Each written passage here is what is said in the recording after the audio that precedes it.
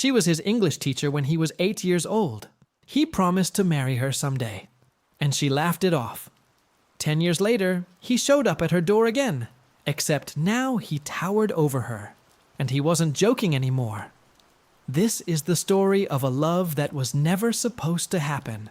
This story starts in a rundown apartment building where a woman teaches English to kids for a living, and one of those kids, a little boy, would show up every single time and say the same thing.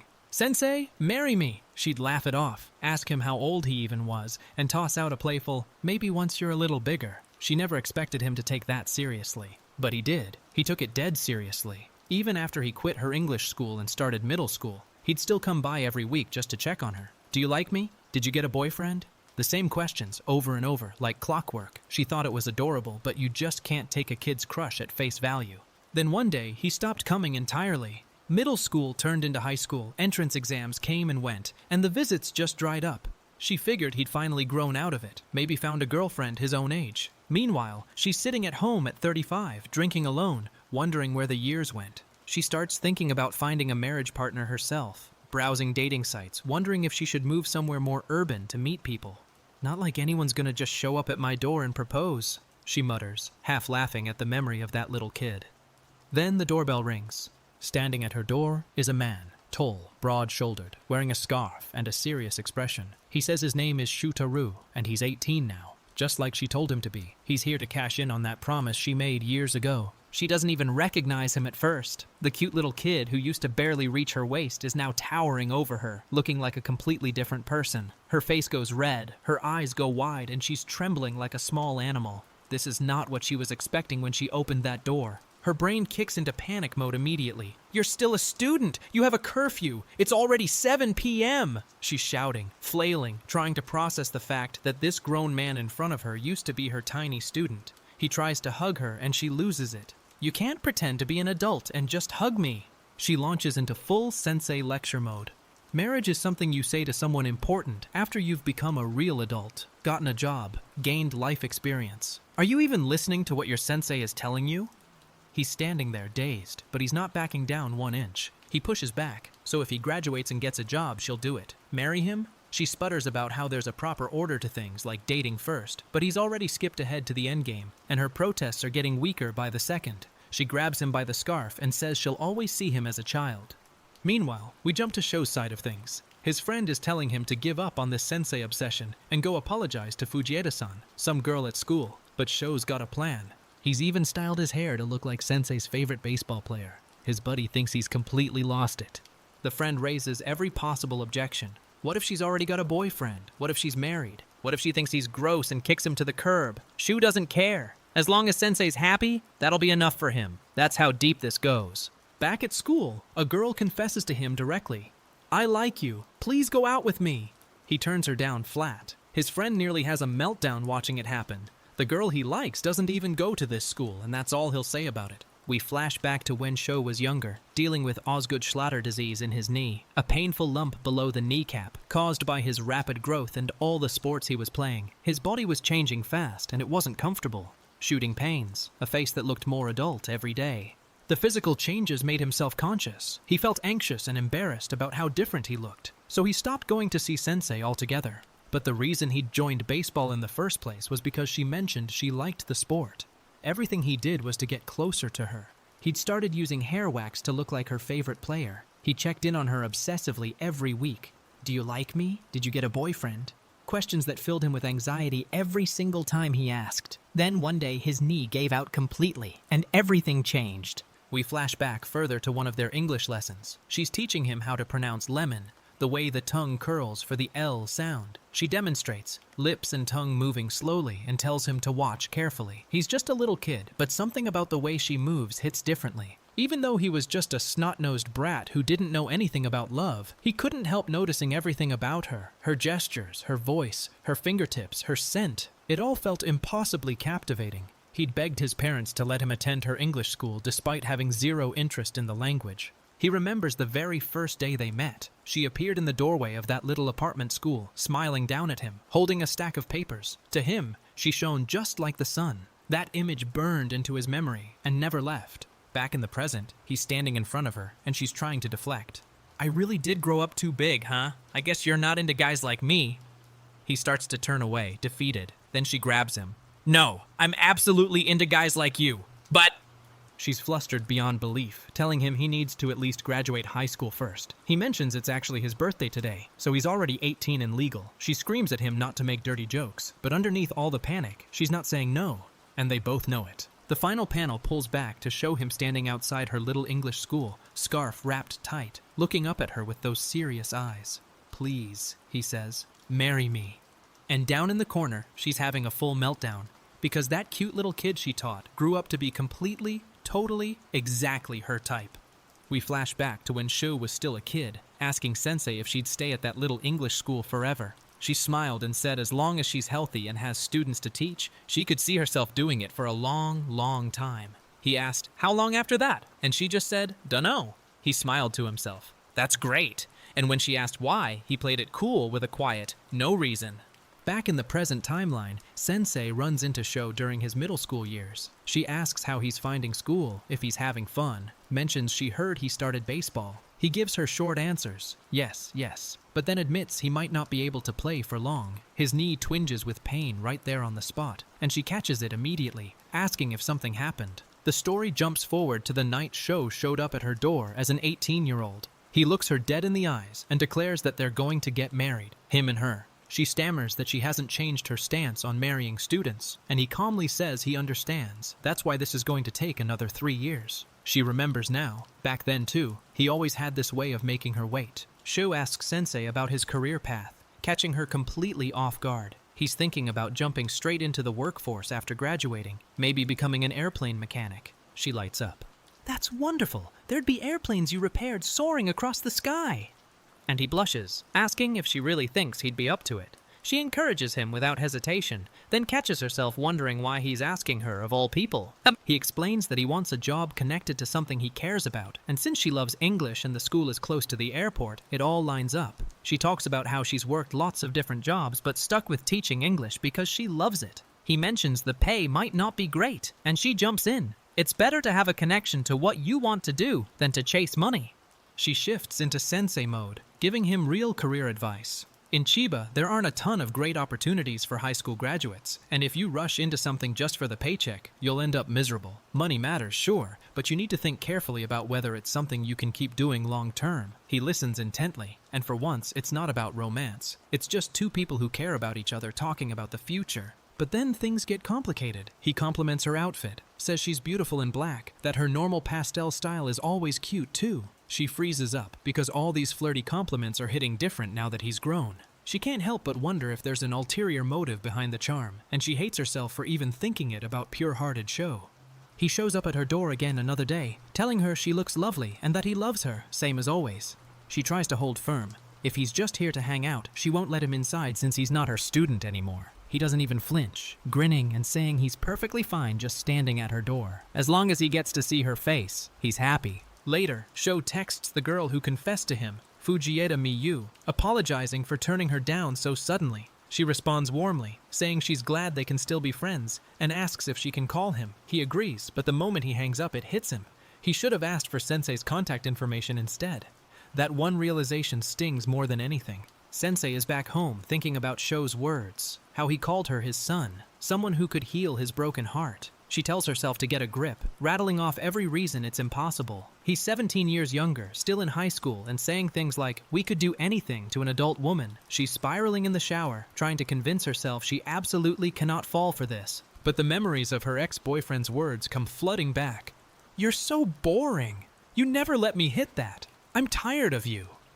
As she listens to Sho's earnest declarations in her mind, tears start spilling down her face, and she can't stop them. Something about the contrast between how her ex treated her and how Sho sees her sends a thrill through her entire body. She's losing the battle with herself. She rants alone in her apartment. Damn, what the hell is wrong with Sho-kun? Even as a kid, he was a cheeky little hellraiser, and now look at him, tall as an oak and barely 18. If he keeps coming so insistently, it wouldn't be surprising if even she eventually... No, she catches herself, pulls the curtain shut, and whispers that she's an adult. She can't fall for this. Shu promises her he'll keep coming back, just like today. Then he leans in close and drops it casually. Being 18 means that if he was with an adult like her, they'd they could do anything. She stares at him wide-eyed, and the weight of what he's implying hangs in the air between them like something electric. He grins and pushes further. They can get married now, legally speaking. She fires back that marriage requires the other person to be willing, and he just nods, unfazed. He says he'll work hard, no matter how many times it takes, until she no longer sees him as her student, but as a man. She watches him walk away into the night, his back broad and steady. She tries one more time to talk him out of it. She tells him he's sincere, but people are creatures that change, and one day all of this will be different. He flips it right back. Then maybe he can hope that this change will be that she comes to love him. She calls him way too optimistic and tells him to just go home for today, but he's already laughing, promising he'll be back. He can see she's still worried about their ages, about what people will say. He tells her he's the only one who gets to decide who he chooses. He says he lives in the now, and right now he loves her, and that feeling will never, ever change. Then he asks her something simple. Could she believe in that, just a little? She pushes back again, more vulnerable this time. She says he's acting like he knows everything about her, but she's never shown him the real her, the boring, messy, aging version. She warns him she'll grow old and wrinkly much sooner than he will, and that choosing her would mean getting less than half of what he wants. She's begging him to think carefully about this. He doesn't miss a beat. He says he doesn't want to rush to the final result. He'll think carefully about his future just like she told him to, become a full-fledged member of society and prove himself. But he'll also keep confessing to her over and over until she finds a partner and finds happiness. She tries to deflect, telling him to give up and go for a girl his own age, and he just smiles. He's been crushing on her for 8 years now. Then he does something she doesn't expect. He takes her hand, kisses it gently, and says he will always, always love her. The blush that spreads across her face could light up the whole neighborhood. He apologizes softly for having this important conversation while she's a little drunk, and the tenderness in his voice is so far from what she's used to that she doesn't know what to do with it. She's standing there in the cold, hand still warm where his lips touched it, watching him walk away with that same confident stride. He's not the little kid who used to shout, "Marry me," anymore. He's a man with a plan, a timeline, and a patience that would put saints to shame. And somewhere deep down, past all the excuses and the age gap panic and the sensei pride, Hinata knows she's already in trouble. We flash way back to Sho's childhood at the English school. Class is ending, the kids are saying their goodbyes, and little Togo-kun lingers behind after everyone leaves. He's fidgeting, struggling to get the words out, and Sensei gently tells him school's over so he can say it however he likes. He takes a deep breath and screams it. "Do you have a boyfriend?" The kid blurts out, "You look beautiful," in English, and Hinata's eyes go wide. She wasn't expecting that from this tiny loudmouth. She grins and tells him he's so nice, and the other girls in class immediately start teasing him about being in love with Sensei. He loses it, yelling at them to shut up while his face turns beet red. But the damage is done. Everyone knows. The class gets into a whole discussion about romance and English vocabulary. The girls are bragging about having boyfriends, asking Sensei how to say love and in love. And Sho just sits there silently while everyone chatters around him. Then Sensei looks over at him, and he stares right back at her with this intense, unblinking focus that catches her completely off guard. We jump forward to Sensei's class greeting. "Hello everyone, how are you doing?" And the kids scream back their rehearsed English, but one student is clearly not fine. He sighs and admits in English that he's at a loss because there's something he's been worrying about. Hinata notices immediately, her teacher instincts kicking in, that something turns out to be his feelings. Shu looks Sensei dead in the eyes, towering over her now, and says he's made up his mind. Sensei is the only woman for him. His heart is set on her. He declares he's not interested in girls who aren't her, and Hinata just stands there, frozen, staring up at this earnest confession with huge eyes. Back at school, Sho formally turns down Fujieda-san. He tells her he can only see her as a friend, that he can't return her feelings, and he's sorry.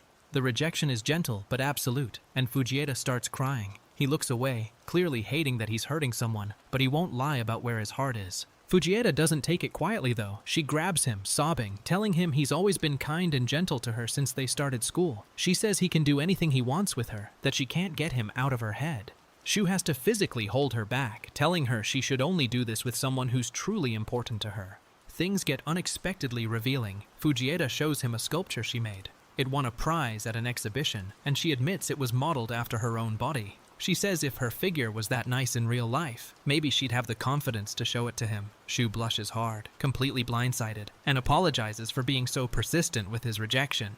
But Fujieda isn't done. She grabs his sleeve before he can leave. She has a favor to ask. She leads him to the art prep room, where she needs help getting her big sculptures down from high shelves. It's a simple, practical request, but it's also an excuse to keep him close for just a little longer. The whole scene aches with her quiet desperation. They end up hanging out in an empty classroom, both killing time after club activities ended. She's blushing, laughing about how he seems like such a serious person, so it's unexpected that he's just lounging around. He mentions he's going to a specialty school after graduation, airplane mechanic, and she's impressed, sharing that she got a scholarship to art school. Back at Sho's friend group, the rumor mill is spinning.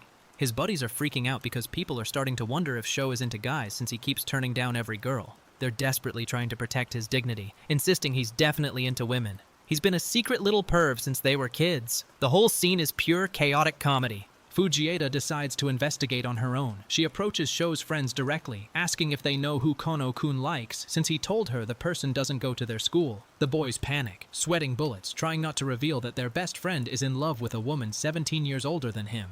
They fumble hard, nearly blowing the whole secret. Meanwhile, Hinata overhears something that rattles her. Shu's friends accidentally let slip enough for the rumor to reach her ears. He's in love with a woman 17 years older than him. She clutches her phone, thinking there's no way people won't think he's a weirdo for this. The weight of what this could do to his reputation hits her like a truck. She makes a decision. She has to get Sho to give up on her. Not for her sake, but for his. She's the adult. She's the one who has to firmly turn him down, and that's that. Then a notification pops up on her phone. A dating app she'd downloaded ages ago. She stares at it, and something shifts in her expression. She remembers Sho's voice telling her to wait for him, and she finds the dating app she forgot she'd installed. At first she panics. She's not some little girl waiting for Prince Charming. As an adult, she has to make herself disappear from his sight for Sho's sake. She grips the phone and steels herself, convincing herself this is the right thing to do. Hinata makes up her mind. She needs to find a boyfriend so Sho will finally move on. She heads to the door of her school with a plan, but the moment Sho shows up, she freezes. She tells herself she's the one who has to turn him down firmly, but when she looks at his face, the resolve starts cracking before she even opens her mouth. Shu walks away from Sensei's place, kicking himself for telling her to wait 3 more years. He thinks it's the lamest thing he's ever said, and he's spiraling.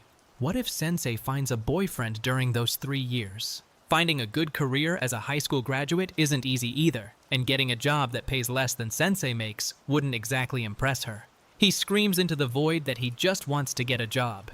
Hinata watches him go, and the conflicting thoughts are tearing her apart. She'd be happy to have him visit in 3 years, but she'll be 38 by then. She wonders if he'll meet some cute girl at his technical school and forget about her. Part of her wants exactly that, but the look on Sho's face as he said goodbye told a different story entirely. She catches something in his expression she's never seen before, this downhearted, dejected face that makes her chest tighten. She wonders if she's imagining it, or if he actually looked hurt. Then she remembers. Back in middle school, he suddenly stopped visiting, and she'd assumed he'd gotten a girlfriend. He explains it was actually because of his growing pains, and she laughs, relieved.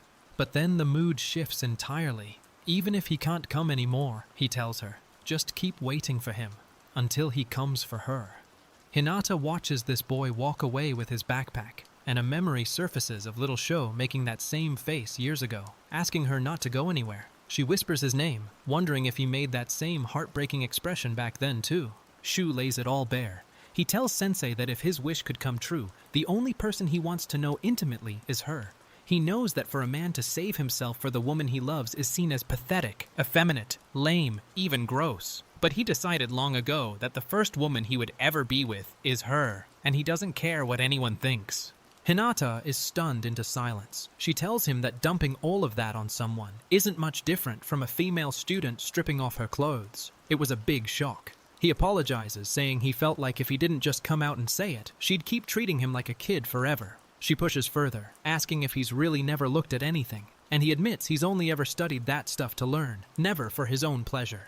Then things go completely off the rails. Shu confesses that the first time he ever touched himself was thinking about the day he sneaked a peek at Sensei's underwear, and also the time he saw her bra in her bedroom. Hinata nearly faints. He's shouting it with total conviction while she's screaming about when he got the chance and that her room is private. He declares that his entire desire began and ended with her. He's almost in tears now, desperately asking if there's anyone out there who will believe in how he feels. It was never a choice for him. Sensei was always the only one. Then he drops the most unhinged confession yet. The first time his body ever reacted was from watching Sensei's tongue during an English pronunciation lesson. Hinata just stares, whispering his name, completely overwhelmed. Shu opens up about the Fujieda situation. When she was undressing in front of him, he didn't feel excited at all. He was scared someone would walk in and get the wrong idea. He never thought of his friend that way, not even for a second. After he turned her down, everyone just told him it was a waste, that he should get with her. Not a single person was supportive of how he actually felt.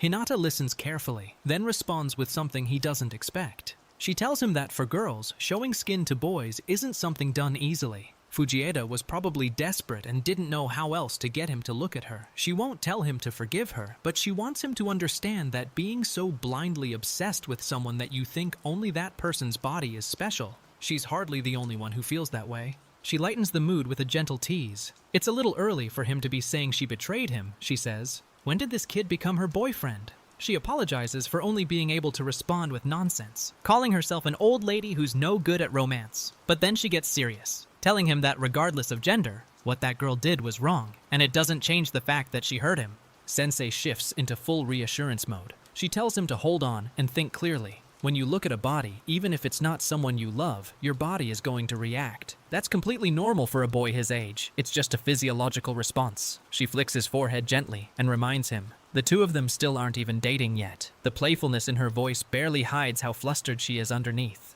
Shu explains that Fujieda is just a friend, that he's never thought about her that way or looked at her sexually. But even so, his body reacted, and that disgusts him. He hates it, feels sick about it, because even though he loves Sensei, he lusted after his friend. He collapses emotionally, declaring that he betrayed Sensei. The guilt is eating him alive. Hinata makes a quiet decision. She looks at him standing there in the cold without a coat, clearly shattered, and something in her softens past the point of no return. She tells him he must be freezing just standing at her door, and then, for the first time ever, she invites him inside. Just this once, she says, a special exception. But she can see something's wrong, and she asks if he's okay. We flash back to a childhood lesson. Little Sho is in class with Sensei, working on his composition, when she steps out to use the washroom. He's sitting alone in her apartment, staring at the hallway. She mutters to herself that she drank too much last night, and the bathroom door clicks shut. The silence in the room is deafening, and the boy just sits there, watching. Back in the present, Sho shows up at Sensei's door without his coat on a cold day. She greets him cheerfully, noting that she thought it might be him, then notices he's not wearing a jacket. His face is dark, his expression completely different from his usual confident self. She asks if something happened, and the weight of whatever he's carrying is written all over him. The doorbell rings, and Hinata's heart nearly stops. She's been sitting there thinking about Shu, and the moment she hears the chime, she whips around to the clock on the wall. Her face goes red instantly. She was just thinking about him, and now he might actually be at the door. She tells herself to get it together, be an adult, be cool, then runs to the entrance screaming, "Who is it?" She flops onto her bed afterward, completely drained. The whole situation sounds absurd even to her, a 35-year-old woman in love with a boy 17 years younger. She can't face it head on, so she talks about it like it's happening to someone else. But then she admits it. He said so many nice things to her, and it's like having an exquisite shortcake dangled in front of her face that she's told she can't eat. She starts listing everything about him. He's cool, he's tall. When he laughs, he looks so cute and young. He's honest, dedicated, calm, and composed. She knows their ages can't work. She knows it. But whatever girl gets to date a sweet boy like Sho is going to end up so happy. The word lucky hangs in the air, and the jealousy she feels toward this hypothetical future girlfriend is impossible to hide. The truth finally starts breaking through. She's not even sure what she really feels about Sho, but she knows that scrolling through the dating app, not a single match has made her heart beat fast or her chest feel tight. And yet when she sees Sho, just by looking at him, something happens that none of those profiles can replicate. The realization is quiet and devastating. Her brain spirals into worst-case scenarios. When Sho is 33, she'll be 50. He'll be disappointed in wrinkly old her. He'll cheat and leave. She definitely couldn't survive that kind of heartbreak. She knows Sho isn't the type, but if she's going to spend her life with someone, she'd be more at ease with someone her own age. So she makes a decision. She's going to that matchmaking party. A notification pops up from her dating app. A matchmaking party in Chiba City looking for participants. University professors, doctors, older men. The venue's nearby, only 500 yen for women. She starts talking herself into it, remembering the promise she made to little Sho years ago, never imagining he'd actually come back at 18. She never thought that childhood promise would haunt her like this. She watches one of her young students say goodbye for the week, and something about his innocent puppy love hits different now. This kind of youthful devotion, being so near to the person you love yet unable to reach them, used to seem cute to her. But ever since Sho came back into her life, it feels heart-rending instead. She corrects herself. It's not that she can't reach him, it's that she shouldn't. It's common sense. Then a new student shows up, a little boy who stares at her and stammers out, "Do you have a boyfriend?" It's Sho all over again, a tiny kid with a massive crush, and Hinata nearly loses her mind. She should just lie and say yes to let Sho down easy, but she's absolutely terrible at lying. The kid is trying to confess, stuttering, "I would be your," when his mom calls him away. And Hinata is left standing there, heart pounding, realizing she's right back where she started. So that little kid gets yanked away by his mom before he can finish his sentence, and Hinata's left standing there like she just saw a ghost. Her heart's still hammering, because she knows exactly what he was about to say. She's heard it before, from a boy who actually meant it. The pattern isn't just repeating, it's haunting her, and she can't even pretend she doesn't recognize it anymore. Meanwhile, Shu is at school, being his usual golden retriever self, acing English so hard that even the assistant language teacher is shook. His classmates are buzzing about how cool and unassuming he is. The girls think he's cute, the teachers think he's reliable, and nobody has any idea this man goes home and pines for a woman nearly twice his age.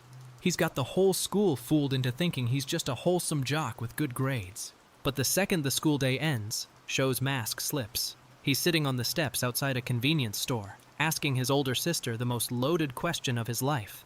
How do you get an older person to like you? His sister, reading a manga and barely paying attention, gives him the most annoyingly correct advice possible. Be honest, look them in the eyes, be cheerful and considerate. She has no idea she's coaching him on how to seduce his former English teacher. Shu takes that advice and runs with it, straight to Hinata's doorstep with an apology on his lips. He's sorry for something, probably pushing too hard, probably existing too intensely in her space. And that apology lands different when it's coming from a boy who's been in love for a decade. Hinata doesn't know what to do with sincerity this aggressive, this patient, this unrelenting. Then one evening the doorbell rings, and whatever fragile peace Hinata had built around herself shatters. She's not expecting anyone, and the look on her face says she already knows who it is, because it's always him, showing up like gravity, like something she can't outrun.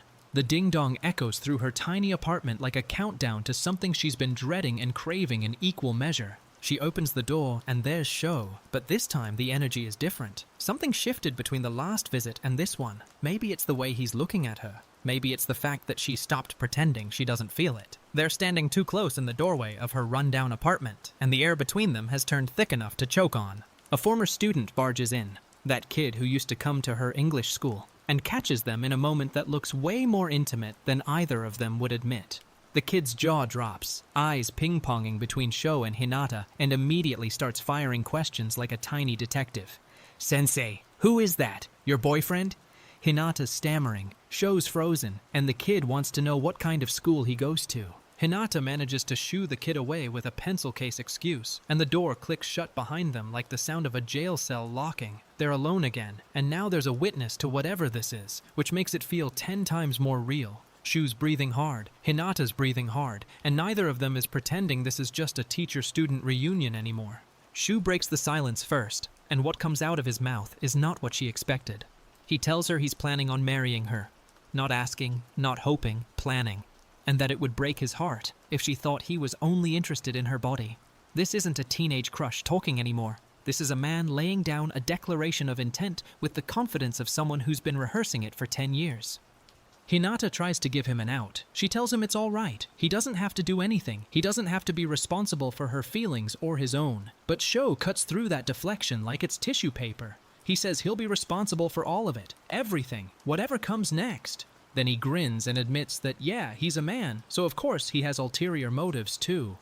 That admission cracks something open in the room. Hinata's looking at him like she's seeing him for the first time. Not the little boy from her English school, not the teenager with the crush, but an actual man who wants her and isn't afraid to say it. The sound effects on the page are all heartbeats and heavy breathing, and the line between teacher and student has never felt thinner. She starts narrating in her own head about how adults are amazing, how they make these faces she's never seen before. Shu's expression right now, flushed, intense, vulnerable, is doing something to her that no dating app match ever could. She calls him Shokun, and the intimacy of that name in this moment could shatter glass. Shu tells her he can't do this kind of thing. He stops himself, pulls back, and his moral compass kicks in right when things are getting heated. He says even if the law says it's not a crime with an 18-year-old, he just can't cross that line while she's his teacher. He tells her whatever happens next is up to her, then sits there on the floor looking like a man who just turned down everything he's ever wanted because he respects her too much. Hinata watches him struggle, and something in her chest turns inside out. Here's a boy, a man, who's wanted her since childhood, who's sitting right in front of her trembling with desire, and he's choosing her comfort over his own need. She calls his name softly, and the distance between them feels like both an ocean and a single breath. He snaps, not in a violent way, but in the way a dam breaks. He grabs her and tells her he wants to see. He wants to know. He wants to fill his memories with her. His voice cracks when he says, "Please show me." And it's the most honest, desperate, raw thing either of them has ever said in this apartment. Hinata's eyes go wide because she realizes this isn't just attraction. This is a decade of love detonating. But she catches his hands and holds them, and instead of pushing him away, she squeezes. She tells him he's such a strange boy, and there's a softness in her voice that wasn't there before. Not pity, not deflection, but something dangerously close to acceptance. He laughs and says, "Looks like I got scolded again," and they're sitting on the floor together like two people who just survived an earthquake. She scolds him gently. "I didn't let you into my home so you could do dirty things like this," but her eyes are smiling. Shu apologizes, genuinely contrite, and then drops the most devastating line yet. "My first kiss was with you, sensei." She calls him a naughty boy, but she's blushing to her ears, and the swing sound effect tells you everything about what that confession did to her heart. They kiss. It's clumsy and rough and perfect, and Hinata narrates it like someone falling off a cliff in slow motion. His big hands, his soft lips, the scent of his hair. She says he smells like a boy, and she means it as the highest compliment her heart knows how to give. The panel of them kissing in front of the window, with the curtains billowing, looks like the cover of a novel she'd never admit to reading. Hinata's internal monologue goes full confessional now. She's always been drawn to that specific masculine scent since she was young. Not just any guy, but the one whose smell made her body respond before her brain could catch up. She found that person in Sho, and now she's pressing her face against him and breathing him in like oxygen she's been denied for years. The restraints on her heart start slipping. She describes Sho like an exquisite shortcake right before her eyes. Something she can't reach for, something she mustn't eat, but God does she want to. She's pushing him away with one hand and pulling him closer with the other, and the war inside her has never been louder or more hopeless. She grabs his sleeve and whispers, "Please don't tempt me anymore," trembling from head to toe, but her fingers are gripping him like she'll die if she lets go. And Sho is looking down at her with an expression that says he knows. He knows she's already fallen, and he's just waiting for her to stop fighting it. The page ends on that grab. That tremble, that single word hanging in the air between them like a grenade with the pin pulled. And then the dam breaks. Not in him, but in her. Hinata's crying now, tears dripping down her face as she confesses to herself the ugliest truth she's been hiding. She admits she's a nasty, jealous woman, that if Sho ever found another girl, she couldn't even stand to see them together. She doesn't have the confidence to keep him, and she can't bear to lose him, and that contradiction is eating her alive. She spirals deeper, and it's brutal to watch. She says she can't keep being the sensei that Sho admires, the person he's always looked up to.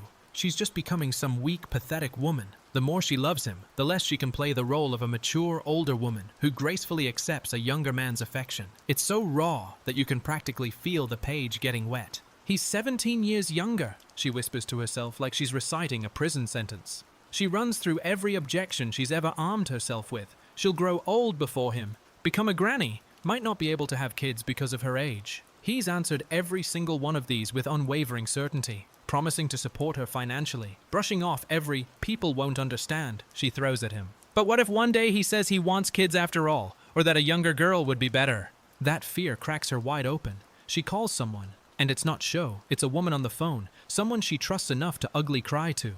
She's apologizing before she even starts talking, stammering that she went too far, wondering aloud if she's nothing but a pervert. The person on the other end asks if she's crying, and Hinata can barely get the words out between sobs. She admits it through tears. She's been running this whole time. Running from the truth, running from her own feelings, running from the fact that she wants Sho in a way that terrifies her. The panel goes full close-up on her face, tears streaming, and she's trying to finish the sentence. I'm just, She can't even say it yet, but you can feel the confession building like pressure behind a locked door. The person on the phone, now revealed to be her best friend Ritan, drops the hammer. She tells Hinata flat out that it sounds like it's the idea of the younger student itself that excites her, not specifically Sho as a person. Then she says, with zero sugarcoating, "I'm going to be frank with you. You're messed up." The words land like a slap, and Hinata has no defense against them because some part of her believes it's true. Hinata's confessing everything to Ritan now, and it's pouring out of her like a broken faucet. She describes Sho's youth, his scent, his behavior, the roughness and simplicity of it all, and admits it was incredibly animalistic, incredibly exciting. Ritan listens, then cuts through the fog with surgical precision. What part of that is love? She points out that it's not Shutaru-kun that's exciting to Hinata. She's not really seeing him as a person, is she? That accusation hits Hinata like a truck because she can't deny it entirely. Ritan presses harder. Hinata admits she'd never been so aroused before, that something like a screw came loose in her head when they were together. Ritan points out that Hinata should be grateful Sho is such an upright young man, because most guys wouldn't have stopped when he did. She calls Hinata a dumbass, and honestly, Hinata kind of deserves it right now. Ritan shifts from roasting to interrogating. What do you actually want to happen with this kid? Hinata says she wants him to give up on her, for his future's sake, but then immediately contradicts herself by shouting that she wants to make him give up. Ritan catches the hypocrisy instantly. You say that, but you fooled around with him, didn't you? She points out that telling an 18-year-old boy, do what you like, is not exactly responsible adult behavior, and Hinata's crumbling under the weight of her own contradictions. But then Ritan softens, just a little. She says she's glad Hinata called before charging ahead, because Hinata always shoulders everything alone and falls apart. Hinata admits she just wanted an objective opinion. Is this something society will accept? Ritan gives it to her straight. Whether your partner is 18 or 60, an age gap will always make some people grumble, and that's something Hinata has to decide she can handle. Then she drops the dad bomb. Hinata's hard-headed father would probably disown her, and Hinata nearly passes out. Cut to Hinata sitting in her apartment, replaying everything.